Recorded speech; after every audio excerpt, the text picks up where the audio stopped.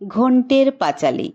গামছা পরে ঘন্টে দেখো পুজো দিতে এলো, চুপি চুপি কোন ফাঁকে প্রসাদ খেয়ে নিল।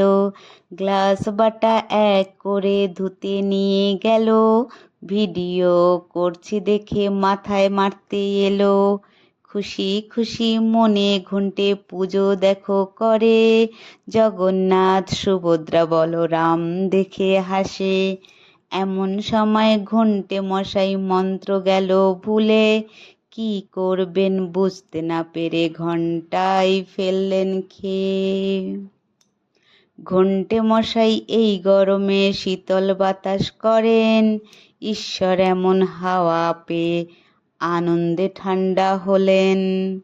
এইবার থালা গ্লাসে প্রসাদ সাজানোর পালা, কোনটায় কি দেবেন ঘন্টে মশাই তাই হয়েছে জ্বালা।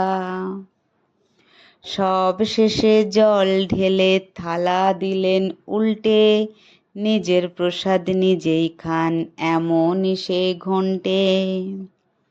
প্রসাদের স্বাদ যেন বেজায় সুস্বাদু, এক মনে ঘন্টে মশাই তাই করেছেন শুরু।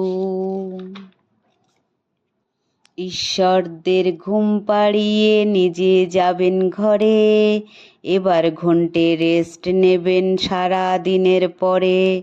দেখা হবে আবার ঘন্টের আগামী কালে, ঘন্টে এবার প্রণাম জানান ঘন্টা হাতে করে। প্রণাম বাবু মশাই, প্রণাম প্রণাম।